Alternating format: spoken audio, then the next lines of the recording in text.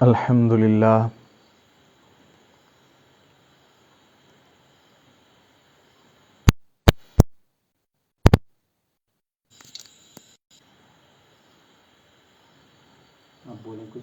الحمدللہ وکفا وسلام علی عبادہ الذین اصطفی اما بعد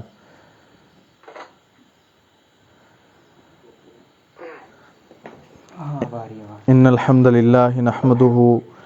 ونستعینه ونستغفره ونؤمن به ونتوکل علیہ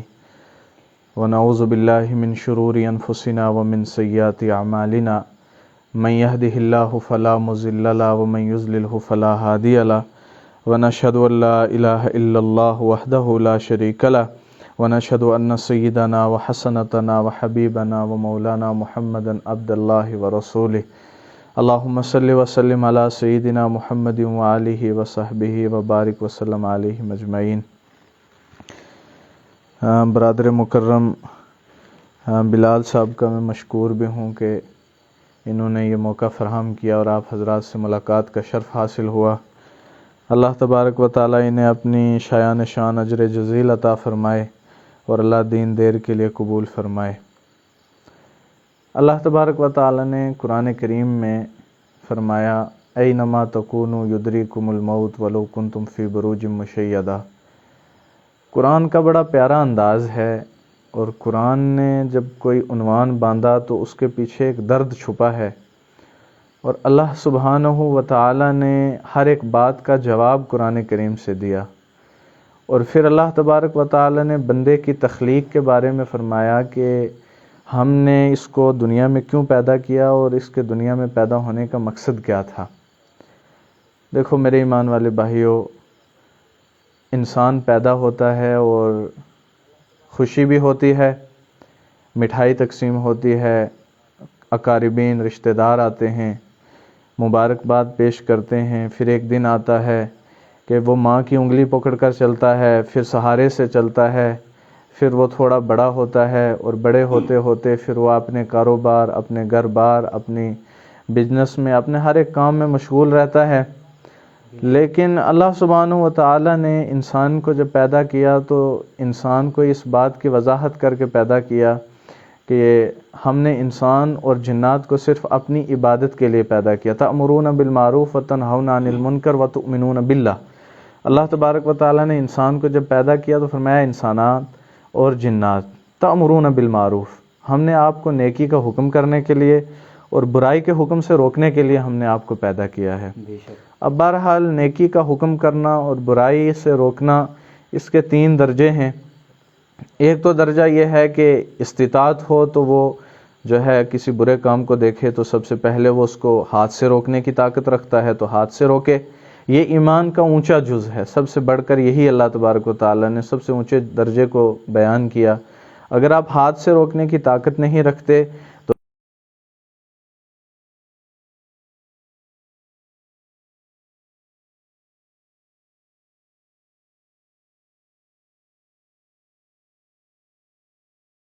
کو جو ہے دل کے اندر برا سمجھے، اور جب دل کے اندر برا وہ سمجھتا ہے تو یہ ایمان کا سب سے کم درجہ ہے۔ اگر وہ دل میں بھی اس کو برا نہیں سمجھتا تو یوں سمجھ لینا چاہیے کہ وہ بندہ ایمان کے نام کے ساتھ زندہ تو رہ رہا ہے لیکن اس کے دل کے اندر ایمان نہیں ہے۔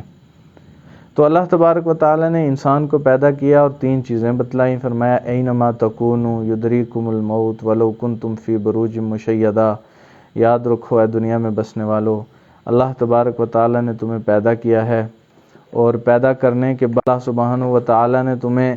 جو ہے دنیا کے اندر پیدا تو کیا، لیکن اس کا مقصد سمجھیں۔ دیکھو گھر بنانا، کوٹھی بنانا، بنگلہ بنانا، کار بنانا، گھر بار بنانا، یہ سب چیزیں مل ہی جاتی ہیں کیونکہ دنیا مقدر کی چیز ہے، یہ اللہ ذلیل اور خوار کر کے پاؤں میں ڈال دیتا ہے۔ وہ پنجابی کے ایک شاعر نے لکھا بھی ہے، کوئی بن گیا رونق پکھیاں دی، کوئی چھڑ کے شیش محل چلیا، کوئی پلیا ناز تے نکھریاں وچ، کوئی گرم ریت تے ٹھگ چلیا، کوئی پل گیا مقصد آمندہ، کوئی کر کے مقصد حل چلیا، غلام فریدہ ایتھے سب مسافر نے، کوئی اج چلیا کوئی کل چلیا۔ دیکھو مرنا ہے بہرحال، آج ہم جو ہے کسی ایک بھائی کا جنازہ اٹھا رہے ہیں، کل میری باری ہے اور چلے جانا ہے، لیکن جانا ضرور ہے، بہرحال اس کے بغیر چارہ نہیں ہے۔ حضرت صدیق اکبر رضی اللہ تعالیٰ عنہ ایک بار صحابہ کو فرما رہے ہیں کہ لوگ اس گھر کو سجانے کے چکر میں لگے ہوئے ہیں، اچھا بنانے کے چکر میں لگے ہوئے ہیں، اپنے معاملات کو سنوارنے کے چکر میں لگے ہوئے ہیں، لیکن موت ان کے جوتے کے تسمے سے بھی زیادہ قریب ہوتی ہے اور ان کو خبر نہیں ہوتی۔ اور بعض مرتبہ ایسا بھی ہوتا ہے کہ بازار میں کفن کا کپڑا بھی آ جاتا ہے، کفن کٹ بھی جاتا ہے اور اس کے کفن کی باری بھی لگ جاتی ہے اور اس کو خبر نہیں ہوتی، اور وہ اپنی دنیا کی مشغولیات میں گھوم رہا ہوتا ہے، اور آسمان پر فرشتے یہ کہہ رہے ہوتے ہیں دیکھو مردہ چل رہا ہے، اور اس کو موت کی فکر نہیں ہے۔ بہرحال انسان کا تصور ہے، وہ سمجھتا ہے شاید 60 سال 80 سال 90 سال 100 سال کے بعد موت آتی ہے، یا بیمار ہو کے مرنا ہے، یا ایسا بھی ہوتا ہے کہ ایکسیڈنٹ یا کسی حادثے میں مرنا ہے۔ تو میرے بھائیو، یہ سب تصورات کی باتیں ہیں، ایسا نہیں ہے۔ قرآن کریم میں اللہ نے فرمایا اینما تکونو، کہاں تک جائے گا چلا جا، یدریکم الموت، موت نے تیرا پیچھا کرنا ہے، ولو کنتم فی بروج مشیدہ، اور تیرے گریبان کو آ کے اس نے پکڑنا ہے، چاہے تو کتنی بھی مضبوط ڈیفنس کر لے اپنا، چاہے تو کتنی بھی اپنے لیے دیواریں، ولو کنتم فی بروج مشیدہ، اس کو آپ یوں سمجھیں کہ یہ ایک کوئی قلعہ بنایا ہو اور اس قلعے کے اندر کوئی بھی باہر سے کسی چیز کی مداخلت نہ ہو، ولو کنتم فی بروج مشیدہ، مضبوط برج اور قلعے بنا لو، لیکن آ کر تمہیں موت نے پکڑنا ہے۔ اور پکڑے گی بھی کیسے؟ قرآن نے نقشہ کھینچا، والنازعات غرقا والناشطات نشطا۔ قرآن کے یہ جو انداز ہے، اس کو اگر بندہ سمجھے تو انسان سمجھتا ہے کہ انسان کے کلیجے کو پھٹ جانا چاہیے۔ والنازعات غرقا، قسم ہے ان فرشتوں کی، والنازعات غرقا، جو انسان کے جسم کو یوں نچوڑتے ہیں، توڑتے ہیں۔ جیسے انسان اپنے جب کپڑے دھوتا ہے تو اس کے بعد ان کو سکھانے کے لیے ڈالتا ہے، تو سکھانے سے پہلے ان کو نچوڑ کر پانی نکالتا ہے۔ تو قرآن نے اس تصور کو یہاں لیا، کہا والنازعات غرقا، قسم ہے ان فرشتوں کی جو انسان کے جسم کو نچوڑ کر روح نکالتے ہیں۔ اور وہ نچوڑنا کیسا ہے؟ اب انسان سمجھتا ہے تو یہ تو مرغا ذبح کرنا، تو انسان کا مرنا کوئی معمولی کام ہے؟ حدیث مبارکہ میں اللہ تبارک تعالیٰ نے فرمایا کہ جب فرشتہ روح قبض کرنے کے لیے بندے کے پاس آتا ہے تو اس کے پاؤں کے ناخن سے جب روح کو کھینچتا ہے تو فرشتہ کہتا ہے یا اللہ یہ روح تو اٹک گئی ہے۔ اب اللہ تبارک و تعالیٰ حکم دیتے ہیں کہ آپ ایک کام کیجئے، ہتھوڑوں کے ساتھ اس کی ہڈیوں کو توڑیں۔ اب وہ ہڈی کو کس طرح توڑ رہا ہے؟ جس طرح کوٹ کوٹ کر کوئی جو ہے پتھر کو توڑتا ہے، یا جو ہے پیس کر جو ہے چکی میں آٹا نکالا جاتا ہے، تو اس کی پاؤں کی ہڈی کو اس طرح کوٹا جاتا ہے، توڑا جاتا ہے، تو اس کے بعد وہ جب روح نکلتی ہے تو وہاں سے ٹخنے میں جو ہے پھنستی ہے، وہاں سے گھٹنے میں پھنس جاتی ہے، وہاں سے کمر تک پھنس جاتی ہے، تو پھر آخر میں ایسا ہوتا ہے کہ انسان کے دل کے اندر، یہیں سینے کے اندر لا کر بہت بڑی اذیت دی جاتی ہے۔ تو انسان سمجھتا ہے یار یہ جان نکل گئی، لیکن مرنے والے کو یا مارنے والے کو ان دونوں میں سے تیسرے کو خبر نہیں ہوتی۔ حدیث مبارکہ میں فرمایا کہ اگر مرتے وقت انسان کے پاس کوئی فرشتے اس کو پکڑ کر نہ رکھیں، فرشتے اس کو مضبوط جکڑ کر نہ رکھیں، تو یہ انسان پاس بیٹھنے والے انسانوں کے اوپر حملہ کر کے ان کو تلواروں کے ساتھ کاٹ دے، یا یہ جنگلوں میں بھاگ جائے، ان کو پکڑ نہ کوئی سکے۔ اس طرح کا درد انسان کے جسم میں ہوتا ہے۔ تو قرآن کریم نے فرمایا کل نفس ذائقۃ الموت وانما توفون اجورہم یوم القیامہ فمن زحزح عن النار فادخل الجنۃ فقد فاز۔ لوگو، دو راستے ہیں، اور دنیا میں بھی اللہ نے فرمایا ان شکرتم لازیدنکم، شکر گزاری والا راستہ ہے، نہ شکری والا راستہ ہے۔ ایک شکر گزاری والا ہے، شکر گزاری کرو گے تو اللہ آپ کو مزید دے گا، نہ شکری کرو گے تو اللہ نعمتوں کو چھین لیتا ہے۔ یہ تو بڑی جو ہے تجربے کی بات ہے، اور اس کے اوپر انسان نے مشاہدہ بھی کیا ہے۔ تو اللہ تبارک تعالیٰ نے فرمایا کل نفس ذائقۃ الموت، یہ ایک راستہ ہے۔ اب راستے میں اس بات کو، اس قرآن کی آیت کو سمجھنے سے پہلے ہم اس بات کا اندازہ لگائیں کہ انسان کو اللہ نے کسی جو ہے بغیر کسی کام سے یا بغیر کسی مقصد کے پیدا نہیں کیا۔ یہ پیدا کرنے سے پہلے اللہ تبارک و تعالیٰ نے حالی انسان کو کہا کن بن جا تو بن جا، ایسا نہیں ہوا، بلکہ اللہ تبارک و تعالیٰ کا ایک جو ہے ایک جلسہ اللہ نے کیا، ایک اللہ نے کانفرنس کی جس کو ہم عالم ارواح کہتے ہیں۔ وہاں تو تمام جہاں میں تھے، آپ تھے، کائنات کا ہر ایک ذرہ تھا، سب لوگ وہاں موجود تھے، اور موجود ہوتے ہوئے اللہ تبارک و تعالیٰ نے ان لوگوں سے کہا الستُ بربکم، کیا میں تمہارا رب نہیں ہوں؟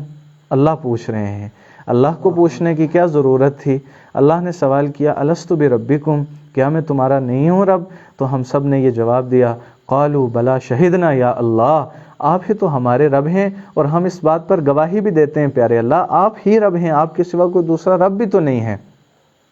تو اب جب اللہ تبارک و تعالیٰ کے ساتھ ہم نے یہ عہد لیا، تو عہد لینے کے بعد اللہ نے ہمیں دنیا میں بھیجا، اور دنیا میں بھیجتے ہوئے بھی ہم ایک بات کو سمجھیں، انسان اپنے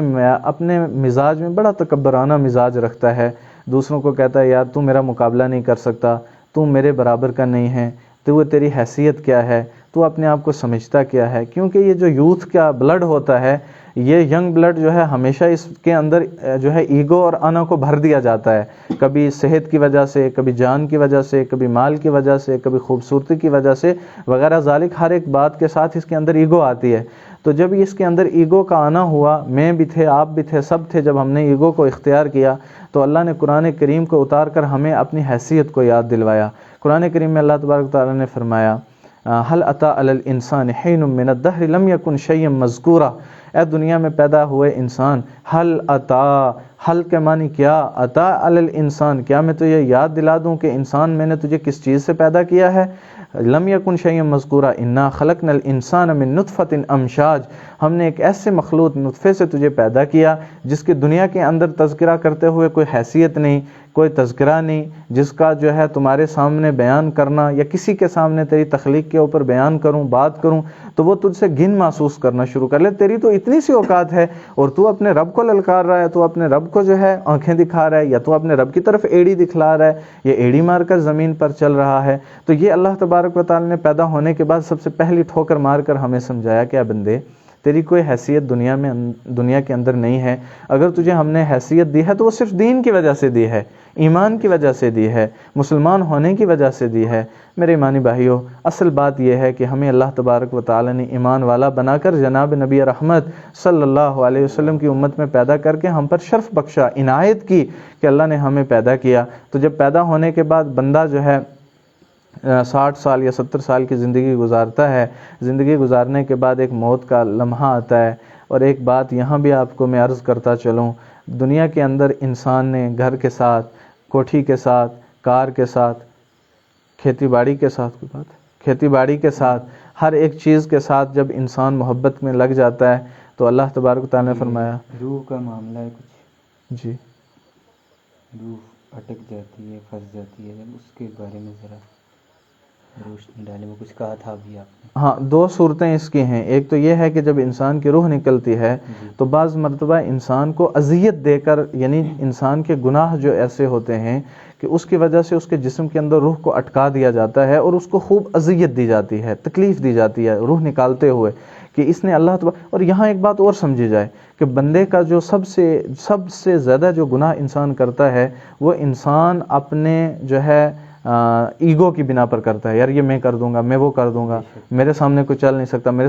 سامنے کھڑا نہیں ہو سکتا۔ تو اللہ تبارک و تعالیٰ روح کو فوراً بھی تو نکال سکتے تھے، لیکن اللہ نے اس کے پاؤں کی طرف سے پکڑ کر اس کو لاچار اور بے بس کر کے دکھلایا اور کہا دیکھ جب میں تجھے مارتا ہوں تو تیرے پاؤں سے میں تجھے پکڑتا ہوں، تو کر کچھ بھی نہیں سکتا۔ لیکن اس کی دو صورتیں ہیں، ایک تو صورت یہ ہے کہ بعض مرتبہ اللہ تبارک و تعالیٰ کسی بندے پر مہربان ہوتے ہیں کہ بھائی اس کو عذاب قبر سے بچا دیا جائے، تو اس وقت اس کو موت کے وقت تکلیف دے کر اس کے گناہوں کو معاف کر دیا جاتا ہے، اور جو ہے بعض مرتبہ کسی کو تکلیف دے کر اس کو اذیت دی جاتی ہے۔ لیکن یہ اذیت دینا ہمارے لیے اس بات کی دلیل نہیں ہے کہ ہم کسی کے اوپر جنت اور جہنم کے فیصلے کرنا شروع کر لیں کہ دیکھو اس کو کتنی تکلیف دے کر مارا گیا تو وہ جہنمی ہے، تو یہ کتنا احسان کے ساتھ مر گیا تو یہ جنتی ہے۔ بہرحال یہ ہم یہاں اس کے اوپر تبصرہ نہیں کر سکتے، تکلیف بہرحال ضرور دی جاتی ہے۔ تو بات یہاں یہ چلی تھی کہ اللہ تبارک و تعالی نے فرمایا المال والبنون زینت الحیات الدنیا، لوگوں مال اور اولاد جو ہیں صرف دنیا کی زینت ہیں، صرف اور صرف خوبصورتی ہیں۔ یا اللہ مال اور اولاد جو دنیا کی خوبصورتی ہیں تو پھر بچنے والی چیز کون سی ہے؟ تو اللہ تبارک و تعالی نے فرمایا والباقیات الصالحات، لوگوں تمہارے پاس تو یہ چیزیں بچ سکتی ہیں جو تم نیک اعمال کرتے ہو۔ ایک اور سوال ہے کہ یہ الگ الگ کر کے اب بیان کر دیں کہ نیک روحوں کا کیا ہوتا ہے اور بد روحوں کے ساتھ کیا ہوتا ہے۔ یہ دو صورتیں ہیں قرآن کریم میں اللہ تبارک و تعالی نے فرمایا کہ دو مقام ہیں، ایک ہے علیین اور ایک ہے سجیین۔ جو نیک لوگ ہوتے ہیں اللہ تبارک و تعالی نے ان کو علیین میں پہنچانا ہوتا ہے. علیین اور سجین دونوں عرش عظیم کے نیچے ایک جگہ ہے جس میں عزت اور اکرام کے ساتھ، جیسے حدیث مبارکہ میں آیا کہ جب نیک آدمی کی روح نکلتی ہے تو روح نکلنے کے بعد اللہ تبارک و تعالی جنت سے جو ہے مقربین فرشتوں کو اسرائیل علیہ الصلوۃ والسلام کے ساتھ اس لیے بھیجتے ہیں کہ اس نیک بندے کی روح کو نکالا جائے اور پروٹوکول کے ساتھ علیین میں پہنچا دیا جائے. یعنی علیین ایک جنت کا حصہ ہے اور وہاں اس کو سجا سوار کے رکھا جاتا ہے. جیسے اس کی مثال یوں سمجھیں کہ ہم نے گھر میں ایک جو ہے گھر میں ہم نے ایک الماری بنائی تو اس میں ہم نے رنگ برنگی قسم کے گملے، رنگ برنگ قسم کے پوٹس لا کے رکھے اس لیے کہ وہاں خوبصورت پھول سجائے جائیں اور خوبصورت، تاکہ اس روم میں آ کر کوئی بیٹھے تو اس کا دل لگ جائے. تو اس لیے جب روح کو نکالا جاتا ہے تو علیین میں پہنچا دیا جاتا ہے. تو قرآن کریم نے فرمایا وما ادراک ما علیین، آپ سمجھتے ہو کہ کیا ہے یہ علیین؟ تو قرآن کریم نے فرمایا علیین یہ ہے وہ نعمتوں والی جنت ہے، وہاں اللہ کا دیدار ہے، وہاں سکون ہے، وہاں آپ کی خواہشات کی ہر ایک چیز کو پورا کیا جاتا ہے. یہ ہو گئے نیک لوگوں کی روح. اور دوسرا سجین ہے، تو قرآن نے یہاں بھی فرمایا وما ادراک ما سجین، تم سمجھتے ہو کہ سجین کیا ہے؟ سجین ایک جہنم کا گڑھا ہے، عذاب دینے کی چیز ہے، تکلیف دہ چیزوں کی جگہ ہے، اور وہاں جو پہنچ گیا اس کے لیے قیامت کی صبح تک رسوائی اور رسوائی ہی ہے، وہاں اس سے بچ آدمی سکتا ہی نہیں. تو یہ دو چیزیں ہیں، نیک کی روح جو ہے علیین میں پہنچا دی جاتی ہے اور ایک دوسرے کی سجین میں پہنچا دی جاتی ہے. یہ علیین اور سجین میں کب تک رہتی ہیں؟ جب تک کہ بندے کو دفن نہیں کیا جاتا. پھر وہاں سے واپس لا کر ان کو روح ڈال کر جو جنتی ہے اس کو جنت میں پہنچا دیا جاتا ہے اور جو جہنم میں ہے جہنم میں پہنچا دیا جاتا ہے. اچھا،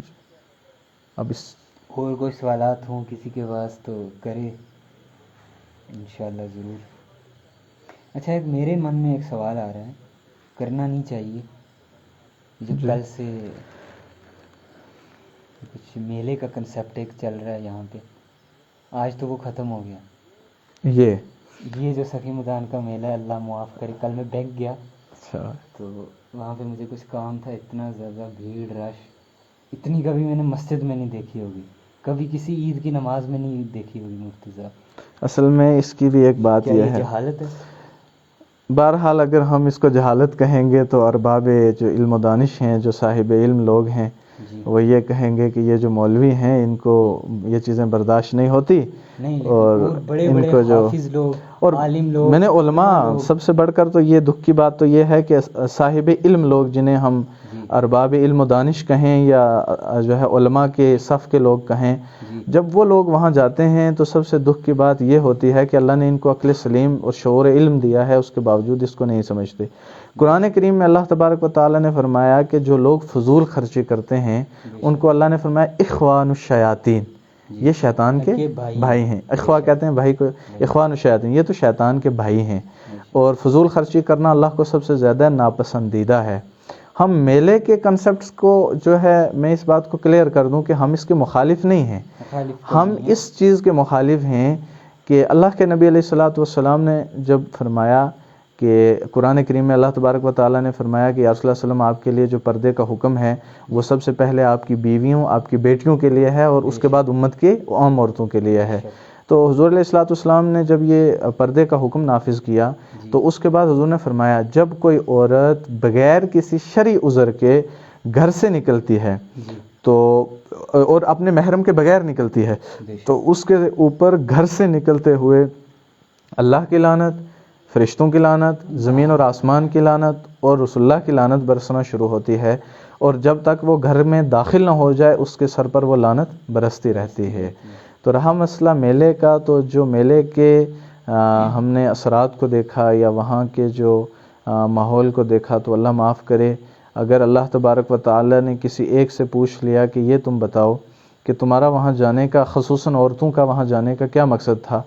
تو اللہ کے سامنے تو آدمی ہم یوں کہتے ہیں کہ اللہم انی حاسبنی حسابا یسیرا، اے اللہ ہمیں آسان اور سہل حساب عطا فرما. میں تو اس بات کو بھی یوں کہتا ہوں کہ ہمیں تو یہ بھی نہیں کہنا چاہیے کہ اللہ سہل اور آسان حساب لینا، اس لیے کہ جس سے اللہ نے حساب لینا شروع کیا وہ بچ نہیں سکتا، اس لیے اللہ بغیر حساب کے جنت میں اور ہمارے اوپر رحم کر دے، یہ بات کہنی چاہیے. تو اگر ان سے پوچھ لیا، خصوصاً ان کے محرموں سے یعنی ماں سے، بیٹے سے، بھائی سے اور ان کے شوہر سے یہ چیز پوچھ لی گئی کہ تمہاری عورتیں اس طرح فحاشی اور عریانیت کی جگہوں میں جا رہی تھیں اور تم نے ان کو نہیں روکا، اور حقیقتاً ہماری جو بیٹیاں ہیں، میں نے جو ہے سفر کیا تو آپ نے مجھے جب لایا تو اس دوران بھی ہم نے دیکھا کہ راستے میں نوجوان ہماری بچیاں جو گھر کی زینت تھی، جو ماں باپ کی آنکھوں کی ٹھنڈک تھی، جن کو گھر میں جو ہے محفوظ کر کے اور سنبھال کر کے کسی قیمتی ہیرے کی طرح رکھا جاتا، وہ اس طرح سڑکوں پر چل رہی تھیں. تو دل میں یہ تکلیف بھی ہوئی کہ یہ حوا کی بیٹی ہے، یہ عائشہ کی بیٹی ہے، یہ ام کلثوم کی بیٹی ہے، یہ رسول اللہ کی بیٹی ہے، اور نبی کی بیٹیاں اس طرح چل رہی ہوں. تو یہ بہت بڑے دکھ کی بات ہے. تو میں آپ کے مادھیم سے یہ بات بھی کہہ دینا چاہتا ہوں کہ آپ اس بات کو سمجھیں کہ ایک عورت کی وجہ سے 4 آدمی جہنم میں جاتے ہیں. ایک اس کا بیٹا، شوہر، بڑا بھائی اور اس کا باپ. تو یہ 4 آدمی اگر ایک عورت کی وجہ سے جہنم میں جاتے ہیں تو آپ خود سوچیں کہ وہاں کا جو بھیڑ بھاڑ کو دیکھ کر یوں لگ رہا تھا کہ وہاں ہمارے مرد تو سارے مر گئے، صرف عورتوں نے آج میلے کو سجایا ہے. اور وہاں جو میلہ لگایا بھی جاتا ہے وہ ایک اللہ کے ایک ولی کے نام سے لگایا جاتا ہے. اور لوگوں کے ایکسکیوزز دیکھیے ہاں کہ بابا جی کا میلہ ہے. بابا جی کا، اگر بابا جی یہ وصیت کر کے گئے تھے کہ میرے جب میں گزر جاؤں میری قبر پہ آ کے 3 دن لگاتار ڈھول بجائے جائیں، یہ سب سے بڑی بات. عورتیں بے پردہ عورتیں فحاشی کے اڈے بنائے جائیں. حضور علیہ الصلوۃ والسلام، یہاں آپ نے ڈھول سے ایک بات کہی، مجھے ذہن میں یہ بات آ گئی کہ حضور علیہ الصلوۃ والسلام کے صحابی اور بڑے جانثار صحابی صدیق حضرت عمر بن خطاب رضی اللہ تعالیٰ عنہ، تو وہ ایک بار سفر کر رہے تھے تو راستے میں کہیں ڈھولوں کی آواز آئی تو انہوں نے یوں اپنے کانوں کو، اپنی انگلیوں میں ایسے کانوں کو ڈالا زور کے ساتھ. تو فرمایا جب تک صحابہ کو کہا جب تک یہ آواز ختم نہ ہو جائے تب تک مجھے یہ بتلا دینا، اس لیے کہ حضور کو ایسے کرتے ہوئے دیکھا تھا. تو حضور علیہ الصلوۃ والسلام کو ایسے اگر کرتے ہوئے دیکھا تو حضور علیہ الصلوۃ والسلام کو کتنی اس چیز سے نفرت بھی ہوئی ہوگی. تو وہاں قبرستان بھی ہے، بہرحال میں تو گیا نہیں ہوں، قبرستان بھی ہے وہاں. ہاں تو قبرستان ایک تو قبر کے تقدس کے خلاف ہے یہ چیز. اور عورت کو تو ویسے بھی قبر پر نہیں جانا چاہیے، جو ہے اگر کسی کو جانا ہے تو محرم کو جانا چاہیے، مرد کو جانا چاہیے، وہ فاتحہ پڑھے، دعا کرے، جو ہے ان کے لیے مغفرت کی دعا کرے، اپنے لیے مغفرت کی دعا کرے وغیرہ ذالک تمام چیزیں. تو بہرحال یہ جو عورتوں کا جانا ہے یہ سراسر شریعت میں غلط ہے اور بالکل حرام بھی ہے اور فحاشی اور عریانیت. دیکھو حضور علیہ الصلوۃ والسلام کی بیوی اما عائشہ رضی اللہ تعالیٰ عنہ حجرے میں بیٹھی تھی، ایک شخص جھانک کر ایسے اندر دیکھنے لگا. تو حضور علیہ الصلوۃ والسلام کے پاس ایک سانگی ہوا کرتی تھی جس سے حضور اپنے جسم کو کھجلایا کرتے تھے. حضور علیہ السلام نے یوں اس کی طرف کہا اگر مجھے اللہ کا خوف نہ ہوتا تیری آنکھیں پھوڑ دیتا. تو یہاں اندازہ لگا کتنا یہ حیا کی چیز ہے. تو اوپر سے حضور کی بیٹی کی آپ سنو، حضرت فاطمہ رضی اللہ تعالیٰ عنہ انتقال کے وقت میں بیٹے اور شوہر کو وصیت کی کہ میرے جنازے میں کوئی چوتھا آدمی نہ. درندہ صفت لوگ جو ہیں ہمارے، درندہ صفت لوگ، ہم تو ان کو، میں تو یوں کہتا ہوں کہ یہ وہ درندے ہیں کہ جو ہماری بیٹیوں، ہماری بچیوں کو، ہماری ماؤں کو وحشت کی نظر سے دیکھتے ہیں، ہوس کی نظر سے دیکھتے ہیں. کوئی آدمی اس کو اس انداز سے نہیں دیکھتا کہ یہ میری بیٹی ہے، یہ میری ماں ہے، یہ میری بہن ہے. یہاں تمام لوگ درندگی کے ساتھ انہیں دیکھتے ہیں، عیاشی کے ساتھ دیکھتے ہیں، آنکھوں کے چسکوں کی وجہ سے دیکھتے ہیں. تو دست بستہ یہ میں گزارش بھی کروں گا کہ اپنی بیٹیوں، اپنی بہنوں، اپنی ماؤں کی عزت، عظمت اور ان کی رضا کی حفاظت کریں اور ایسی جگہوں میں جانے سے ان کو سراسر روک دینا چاہیے، بالکل غلط ہے. اور کوئی سوال کسی بھائی کے پاس ہو، کوئی بھی سوال لاؤ، بے جھجک آپ پوچھ سکتے ہیں، کوئی بھی سوال ہو تو. تب تک میں بھی کچھ یاد کرتا ہوں یار.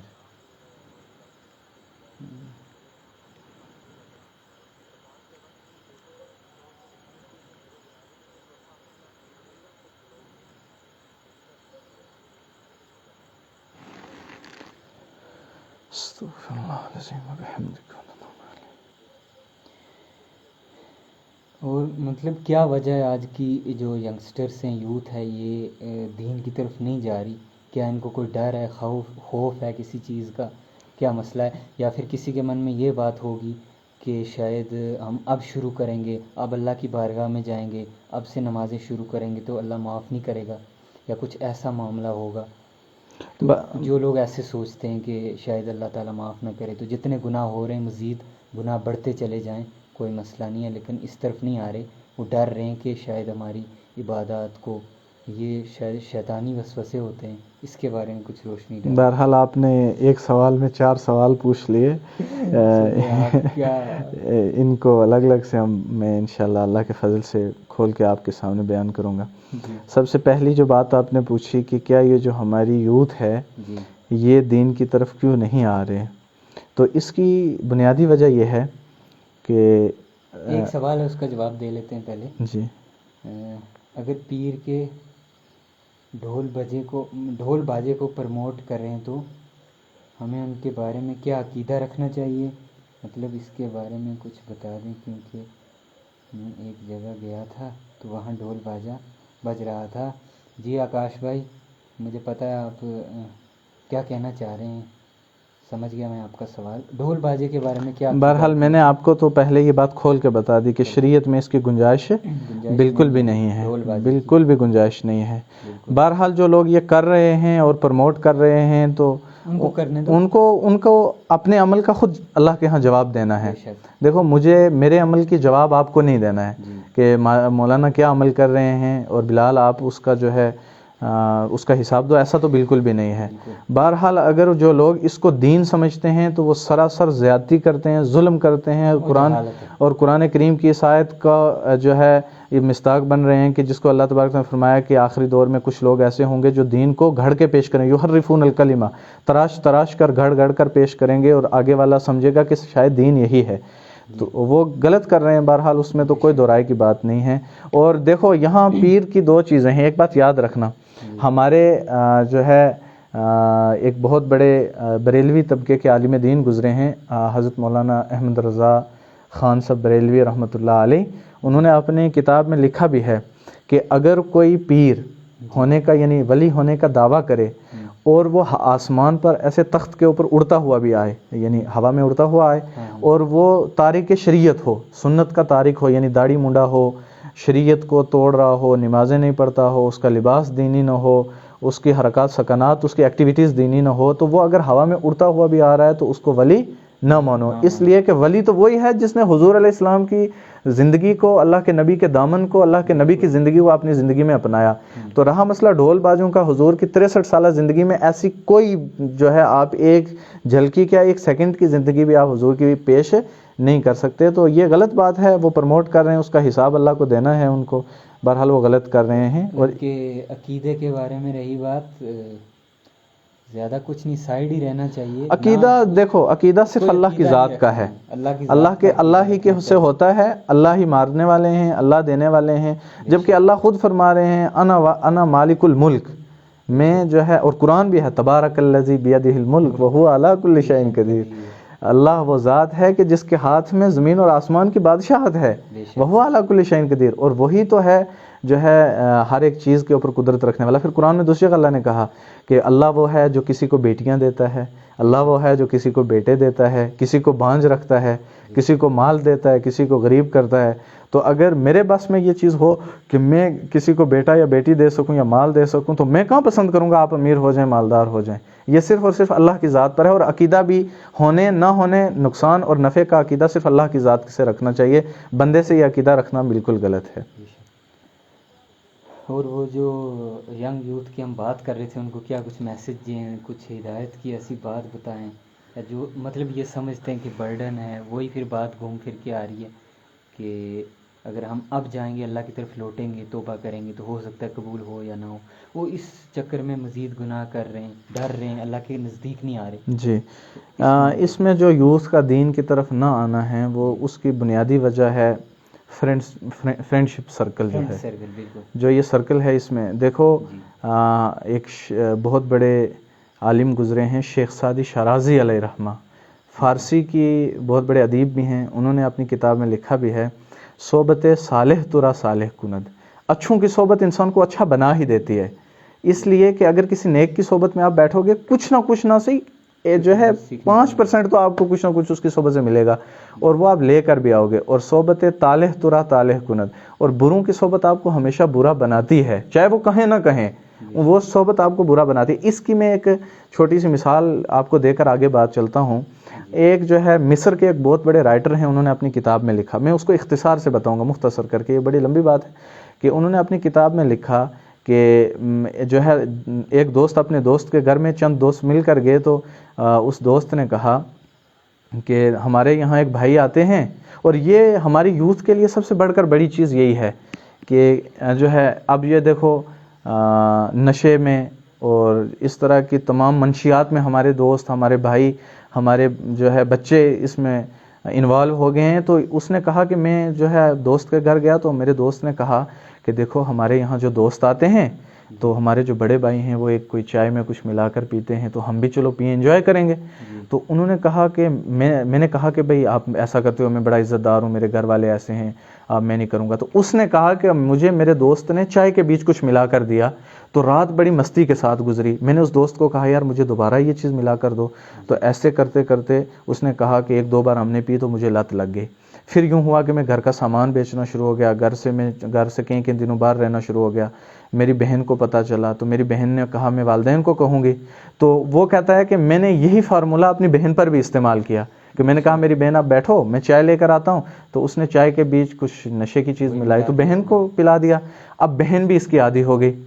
اب بہن جب عادی ہوئی تو اب دونوں کو نشے کی لت لگی، تو پیسہ نہیں تھا۔ انہوں نے کہا بھائی کیا کریں؟ تو بہن نے کہا کہ آپ ایک کام کریں، جو آپ کا دوست تھا جس نے آپ کو یہ چیز دی، آپ اس کو کہیں آپ ہمیں دے دیں، تو میں جو ہے ہم آپ کو جب پیسے ہوں گے دے دیں گے۔ تو جب اس نے دوست کو کہا تو دوست نے کہا آپ ایک کام کیجئے گا، میں آپ کو یہ نشے کی چیز دوں گا تو صحیح، لیکن اس سے پہلے آپ اپنی بہن کو 1 رات کے لیے میرے پاس چھوڑیں گے۔ یہ دوست کہہ رہا ہے اپنے دوست کو۔ اس نے بہن کو کہا کہ بھئی یہ ایسا ظلم، یہ تیرا دوست ہے، تو اس نے کہا کہ میں ایسا نہیں کروں گی۔ تو اب چونکہ نشے کی لت تھی تو بہن نے کہا یار 1 ہی رات کا تو مسئلہ ہے، چلو میں چلی جاتی ہوں۔ تو وہ رات اس کے پاس گزاری، پھر ان کے آپس میں ریلیشن قائم ہوئے، آنا جانا رہا۔ تو ایک دن ایسا آیا کہ پولیس والوں نے، داروغہ نے، انہوں نے آ کر ان کے دروازے پر دستک دی اور یوں کہا کہ آپ کی بیٹی آپ کی جو بیٹی ہے وہ فلاں چوک کے اوپر ننگے حال میں، یعنی برہنہ حالت میں ایک لڑکے کے ساتھ مری ہوئی ملی ہے۔ تو وہ دوست کہتا ہے کہ ایک سیکنڈ، یعنی آدھے گھنٹے کی جو ہماری میٹنگز تھی دوستوں کے ساتھ جو بیٹھنا تھا، اس میٹنگ نے میرے گھر کو ختم کر دیا۔ میرا باپ ہارٹ اٹیک سے مر گیا، ماں وہ شوق کو برداشت نہیں کر سکی مر گئی، اور بہن بغیر ایمان کے دنیا سے جو ہے مرتد ہو کے مر گئی۔ اس کا ریزن کیا بنا؟ صرف دوستوں کی محفل تھی۔ تو یہ دین سے دوری آج کی یوتھ کی صرف دوستوں سے جو ہے یہ دوست دور کرتے ہیں۔ یار ایک کام کرتے ہیں، ہم یہ ٹیٹو نکلوا لیتے ہیں، یہ فلاں قسم کے بال کروا لیتے ہیں، ہاں اچھا لگے گا، یہ ہوگا، ایسے کپڑے پہن لیتے ہیں۔ اور حدیث بھی اللہ کے نبی نے فرمایا کہ قرب قیامت کے نزدیک ایک ایسا طبقہ ہوگا جو بالوں کو اوپر سے رکھے گا اور سائیڈوں سے کم کروائے گا، اور اس پر سارے دن اللہ کی لعنت برستی رہے گی۔ تو یہ حضور علیہ الصلوۃ والسلام کی فرمائش۔ تو دوستوں میں جو ہے اپنے اچھے دوست تلاش کریں۔ اور دوسرا مسئلہ یہ ہے کہ انہوں نے یہ بھی پوچھا اللہ سے دور کریں۔ ہاں، تو دوسرا سوال انہوں نے یہ بھی پوچھا تھا کہ لوگ یوتھ یہ سمجھتے ہیں کہ ہم نے بہت گناہ کیے، اب شاید اللہ معاف کرے گا یا نہیں کرے گا، وہ اس اللہ کے قریب نہیں ہوتے۔ ہاں، تو یہ بات دھیان میں رکھیں میرے بھائیوں کہ اللہ ایسی ذات ہے جو یہ کہتی ہے کہ میرا بندہ دن میں 1000 مرتبہ توبہ کرے اور 1000 مرتبہ توڑ دے، اور 1100 مرتبہ توبہ کر کے پھر میرے پاس آئے، اور میں اس کو دوبارہ کہوں گا اہلاً و سہلاً و مرحبا، اے میرے بندے تو میرے پاس آیا ہے، میں تیری توبہ کو قبول کروں گا۔ اور قرآن اتارا باقاعدہ ہمارے حوصلے کے لیے، فرمایا یا ایھا الذین آمنوا لا تقنطوا من رحمت اللہ ان اللہ یغفر الذنوب جميعا انہ هو الغفور الرحیم۔ آپ اے بندو جو اللہ کے نافرمان بندے ہو، آپ اللہ کی رحمت سے نا امید نہیں ہونا۔ جب بھی تم تنگ آ جاؤ اپنے گناہوں سے تو آپ اپنے رب کی طرف لوٹ کر آ جانا، اور یہاں تک اللہ نے مہلت دی کہ جب تمہارے گلے کا یہ سانس اٹکنے کا گھنگرو بچ جائے اس وقت بھی تم ایک بار کہہ دو یا اللہ معاف کر دے، غلطی ہو گئی، تو اللہ فرماتے ہیں غفرت لک ولا ابالی، فوراً معاف کر دیتا ہوں، پرواہ نہیں ہوتی۔ تو جتنے بھی گناہ ہو جاتے ہیں اللہ سے معافی مانگ لینی چاہیے، توبہ کر لینی چاہیے، اللہ کرنے والے ہیں، اور اللہ کے لیے معاف کرنا کوئی بڑی بات نہیں ہے۔ اور اگر کوئی بندہ یہ کہے کہ میں نے اتنے گناہ کیے اللہ معاف کرے گا یا نہیں کرے گا، تو وہ اس میں ایک اور گناہ یوں کر رہا ہے کہ وہ تو اللہ کی ذات کے اوپر اللہ کے غفور رحیم ہونے پر انگلی اٹھا رہا ہے کہ شاید اللہ معاف کرے گا یا نہیں، جب اللہ کہہ رہا ہے تم اتنے گناہ کرو زمین سے آسمان تک لگ جائیں، اور بارش کے قطروں سے زیادہ ہے، درختوں کے پتوں سے زیادہ ہے، ریت کے ذروں سے زیادہ ہے، گناہ کرو تو میں تمہارے گناہوں کو معاف کر سکتا ہوں، تو بھلا میرے اور آپ کے گناہ کتنے ہو سکتے ہیں؟ اللہ کی رحمت بڑی ہے، ہمارے گناہ بہت چھوٹے ہیں، تو اس لیے اللہ کی ذات سے نا امید نہیں ہونا چاہیے۔ جو ہے شیطانی ہوتا ہے، ہاں یہ شیطان اس لیے کہ وہ اللہ سے دور کرتا ہے نا، اس کو اللہ تبارک تعالیٰ نے مہلت دی ہے کہ وہ جو ہے بندوں کو، وہ اس نے بھی تو ایک جماعت تیار کرنی ہے قیامت کے دن کہ میرے ساتھ یہ لوگ تھے، تو اس لیے شیطان کا بن کے دنیا سے جانا ذلت اور خواری کا ذریعہ ہے، اللہ کے بن کر دنیا سے جانا یہ بڑی کمال کی چیز ہے۔ اور دیکھو نہ مال رہتا ہے، نہ جان رہتی ہے، نہ پیسہ رہتا ہے، نہ عزت رہتی ہے، نہ عہدہ رہتا ہے، نہ ڈگری رہتی ہے، تو یہ سب ختم ہو جاتا ہے۔ اگر باقی جانا ہے تو کس کے پاس؟ اللہ کے پاس۔ اور کسی ایک پنجابی کے شاعر نے بھی کہا تھا، وارث مان نہ کریے وارثاں دا، رب بے وارث کر کے مار دائے۔ اس کی بات، اس کی جو ہے اصل حقیقت کیا ہے کہ آپ کے پاس وارث مان نہ کریے وارثاں دا، دیکھو باپ مر رہا ہے، بیٹے سارے پاس کھڑے ہیں، پراپرٹی جائیداد سب چیز ہے، لیکن بچا کوئی نہیں سکتا، اور رب بے وارث کر کے مار دائے۔ اس کی بات کیا ہے کہ جب مر رہا ہوتا ہے تو ہم منہ میں پانی چمچ کے ساتھ ڈال رہے ہوتے ہیں، لیکن اللہ پینے نہیں دیتا، منہ سے پانی نکل جاتا ہے۔ تو اس لیے اللہ، جب اللہ ہے ہی سب کچھ اللہ کا، ہمیں بھی اللہ کے پاس جانا ہے، تو اللہ کا بن کر زندگی گزارنی ہے، نہ کہ دنیا کی۔ اور دیکھو کوئی ضروری نہیں ہے کہ آپ لوگ جو ہے پگڑی والے ہوں، ٹوپی والے ہوں، اچھا جی شلوار قمیض والے ہوں، جبے والے ہوں، ہاتھ میں تسبیح ہو، نہیں، آپ نے پینٹ شرٹ پہنی ہے، ٹی شرٹ پہنی ہے، جیسے کیسے ہیں، لیکن اس دل کو اللہ کا بنا کے رکھنا ہے اور اللہ کا خوف رکھنا ہے۔ دیکھو جو ہے سنت لباس پہننا چاہیے، یہ اچھی بات ہے، لیکن اگر کوئی یہ کہے کہ جو ہے پینٹ شرٹ والا، کلین شیپ والا، یا بغیر داڑھی والا، یا اس طرح والا، یہ تو دیندار نہیں ہو سکتا، اس کی عبادت قبول نہیں ہو سکتی ہے، یہ سراسر زیادتی اور ظلم ہے۔ تو اس لیے آپ جس حال میں بھی ہیں، جس فیلڈ میں بھی ہیں، جہاں کہیں بھی ہیں، اپنے دل کے اندر اللہ کا خوف رکھ کے اللہ کے بن کر رہیں۔ آپ کے لیے ضروری نہیں ہے کہ آپ جو ہے آپ کی سینے پر داڑھی بھی ہو، بعض مرتبہ تو ایسا ہوتا ہے بغیر داڑھی والے داڑھی والوں سے زیادہ تقوی اور طہارت اور پرہیزگار ہوتے ہیں، تو داڑھی رکھنا سنت موقدہ ہے، یہ رکھی ہے حضور نے، رکھو۔ اگر جو ہے بعض مرتبہ یہ بھی ہوتا ہے، اور یار ایک بات مجھے سمجھ نہیں آتی بلال بھائی، وہ یہ ہے، اور ایک بات میں آپ کی بات کٹ رہی ہے، معاف کرنا، جب کوئی دین کی طرف رجوع کر لیتا ہے تو اس کو پیچھے تانا دیتے ہیں لوگ کہ یہ پہلے مطلب کیسا تھا، پہلے کیا کرتا تھا، اب یہ آگے مولوی بن گیا، یا اب یہ آگے نمازیں پڑھ رہا ہے، اس کی عبادت قبول ہوتی ہوگی، اس طرح کی انگلیاں اٹھتی ہیں۔ بہرحال یہ کسی عام آدمی کے ساتھ یا میرے اور آپ کا مسئلہ نہیں ہے، ہر کسی یہ سب کے ساتھ ہے، اور اس سے بڑھ کر ہے یہ مجنون ہے، یہ باپ دادا کے دین سے ہٹا رہا ہے، تانے دیے، حضور کے چہرے پر گرد و غبار ڈالا گیا، حضور کے چہرے پر تھوکا گیا، حضور کو پتھر مارے گئے، راستے میں کانٹے بچھائے گئے، اوجریاں ڈالی گئی، یہ کیا تھا؟ یہ رکاوٹ تھی، اور یہ رکاوٹ حضور علیہ الصلوۃ والسلام کو ہوئی تو کیا دنیا میں جو ہم ہیں تو ہم کیا حضور علیہ السلام سے کوئی زیادہ اعلیٰ ہیں کہ ہمیں نہیں ہوگی؟ تو بہرحال اس کے لیے میں وہ ایک شعر کہتے ہیں، لکھا ہوا ہے کتاب میں کہ پی جا ایام کی تلخی کو بھی ہنس کے ناصر، غم کے سہنے میں بھی قدرت نے مزہ رکھا ہے۔ تو ان کے تانے دینے پر تو اللہ تبارک تعالیٰ آپ کے اوپر، اور دیکھو، اور کمال کی بات یہ ہے کہ جب کوئی بندہ تانا دیتا ہے تو وہ صرف اللہ کی رضا کے لیے وہ کام کرتا ہے۔ تو اللہ تبارک و تعالیٰ قرآن کریم میں اللہ نے فرمایا، جب ہم نے انسان کو بنانا چاہا تو فرشتوں نے کہا نہیں بنانا، لا تسفکوا الدماءکم، یہ خون بہائیں گے، لڑیں گے ایک دوسرے کے ساتھ، گالی گلوچ مار دھاڑ کریں گے، ان کو نہ بنانا، اس لیے کہ ہم آپ کی عبادت کے لیے کافی ہیں۔ تو اللہ نے کہا انی اعلم ما لا تعلمون، میں جو جانتا ہوں وہ تم نہیں جانتے۔ تو اللہ تبارک تعالیٰ وہاں فخر بھی تو کر رہے ہوں گے، دیکھو یار اس کے پیچھے کتنے سارے لوگ لگے ہیں اور یہ پھر بھی میرا بن کے زندگی گزار رہا ہے، پھر اللہ کتنا فخر کرتے ہوں گے فرشتوں پر، انی اعلم ما لا تعلمون، دیکھو میں نے تمہیں کہا تھا جو میں جانتا ہوں وہ تم نہیں جانتے۔ تو اس کی پرواہ نہیں کرنی چاہیے، کون کیا کہتا ہے، دیکھو آپ ہر کسی کا ذہن صاف نہیں کر سکتے۔ اور ایک چیز میں یہاں آپ کو ایک نصیحت کے طور پر اپنے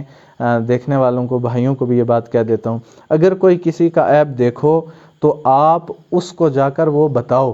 اگر کسی کے اندر کوئی کمی دیکھو، آپ میرے اندر کوئی کمی دیکھ رہی ہیں تو آپ مجھے آ کر بتائیں کہ مولانا آپ کے اندر یہ کمی ہے، آپ بتائیں گے تو یہ آپ کی طرف سے نصیحت ہوگی اور آپ کو ثواب ملے گا، اور آپ وہ بات کسی دوسرے کو بتائیں گے تو وہ غیبت ہوگی اور اس کے اوپر گناہ ملے گا۔ کتنا بڑا مطلب کتنا فرق ہے، مجھے بتاؤ گے تو ثواب، دوسرے کو بتایا گناہ، اور گناہ میں بھی ایک الگ چیز ہے، اور وہ کیا ہے، حضور علیہ السلام نے فرمایا الغیبۃ اشد من الزنا، الغیبۃ اشد من القتل، غیبت زنا سے بڑھ کر ہے، قتل کرنے سے بڑھ کر ہے، اور غیبت کرنے والا ایسا ہے جیسے اپنے مرے ہوئے بھائی کا مردار گوشت کھا رہا ہے۔ تو اس لیے یہ باتیں اس کو ذہن میں نہیں لینا چاہیے، کوئی بھی ہو، چاہے کسی فیلڈ میں ہو دنیا کی، خالی دین کی نہیں. بس تانا سنو نکل جاؤ، آگے سے جواب نہیں. وَإِذَا خَاطَبَهُمُ الْجَاهِلُونَ قَالُوا سَلَامًا. جب گزرو تو ایسے لوگ آئیں تو پھر آپ کو سلام ہی کر کے گزرنا ہے، آپ کو پرواہ نہیں کرنی ہے. تو اب وقت ہو گیا ہے، مجھے لگتا ہے کرنا چاہیے. چلو اللہ تبارک و تعالیٰ آپ سب کو خوش و خرم رکھے، اللہ دین کی نسبتوں پر آپ سب کو جمع رکھے، قائم رکھے. آپ سب کو اللہ تبارک و تعالیٰ دین کے لیے دیر تک کے لیے قبول کرے، اور اللہ دین کا داعی بنائے، خوش و خرم رکھے، اور دنیا اور آخرت کی ترقیوں سے نوازے، کامیاب کرے. دنیا میں جس فیلڈ میں اللہ اس میں بھی چمکائے، آخرت میں بھی اللہ اونچے مقام عطا فرمائے. وآخر دعوانا ان الحمد للہ رب العالمین، والسلام علیکم ورحمۃ اللہ وبرکاتہ. آخر میں ایک بات کہنا چاہوں گا کہ زیادہ نہیں تو بھائیو نماز قائم کرو 5 وقت کی، ایک بات. اور دوسری یہ ہے کہ میوزک سے دور رہو جتنا، کیونکہ اس میں کفر ہے. جتنا میوزک سنو گے